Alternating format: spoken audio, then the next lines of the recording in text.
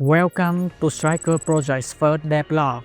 We are Great Gears Games, a team of fellow passionate Mecha fans, with one mission: to create a 2D Mecha platformer game inspired by Armored Core and Metal Warrior, the games that shaped our childhood. In this devlog, we will talk about one of the most important aspects of the game, one that we pride ourselves in, and that is the design of our Mechas.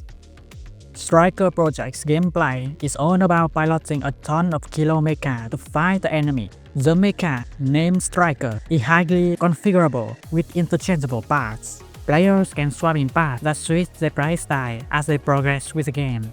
But for this devlog, we want to talk about the starter Stryker. This model is built on the philosophy of being a mass-product budget-friendly Stryker.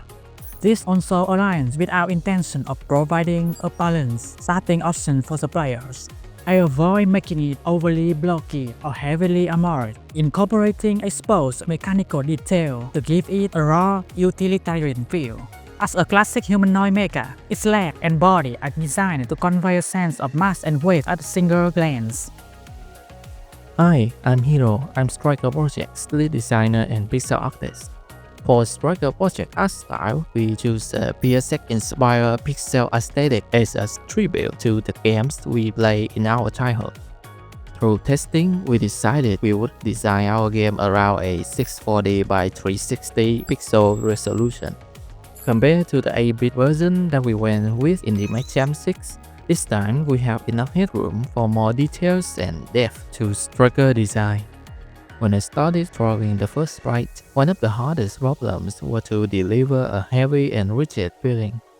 These mecha weigh tons, and the players should be able to tell that just by looking at the sprites. That's why I made a choice of not making them stand straight up, but rather hunch over slightly with their knees bent to lower the center of mass. This not only makes the mechas look like they are physically feeling the weight of their own bodies, but also makes them look like they are ready for combat. For the animation, we aim for decisive and precise movements, but at the same time, we also have to convey that heavy and rigidity feeling of a mecha. We avoided traditional animation principle for human characters. Instead, we focus on abrupt, high-impact keyframes, combining with anticipation to emphasize the weight of the mecha. In addition to the movement sprites, VFX also plays a key role, specifically spark and flare. In a game where giant metal frames collide, sparks are non-negotiable elements to the visual feedback. We put them anywhere with a metal-on-metal interaction, be it friction or impact. Flares, on the other hand, follow the fast movements like Stryker's dash and Surge's dash, where they are essential in showing the raw burst force of the engines and deliver more impactful feedback. Hi, I'm Ichiro. I'm Stryker Project's lead programmer. My job is to assemble the sprites into a cohesive, functional Stryker. Because Stryker's parts are customizable, each part requires its own discrete animations. We manage this by giving each its own animator controller. This allows us to layer the animations and visual effects independently. The best thing of this modularity approach is reusability. We can mix and match animations from different parts to create entirely new movement profiles without starting from scratch. While we build upon Unity's default physics engine, we have customized the logic to achieve our desired heavy feeling. Basic movements like walking and jumping still feel like a standard 2D platformer. But during boost mode, which increases your speed, changing directions won't be instant because of inertia.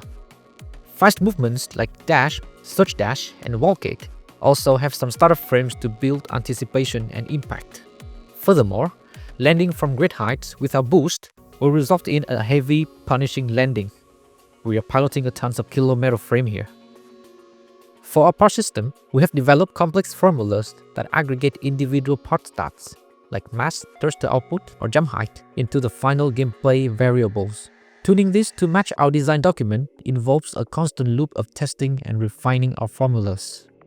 To tie everything together, we have the character brain. This is a centralized state machine that synchronizes animation and logic while ensuring seamless transitions between states. For example, when moving from boosted movement into a jump, Instead of killing the player's velocity during the transition, the brain preserves horizontal momentum, then adds the jump force on top to keep the movement fluid and responsive.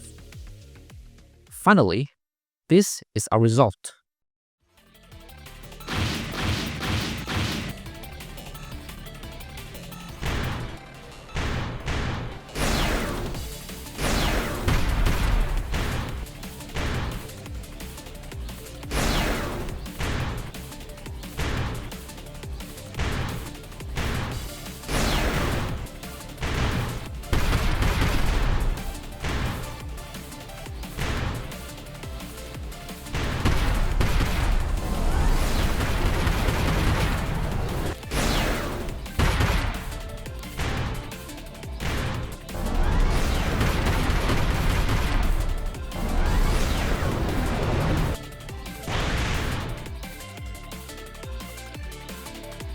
This devlog was supposed to be for 200 followers milestone, but by the time we start filming this, we've already reached 700.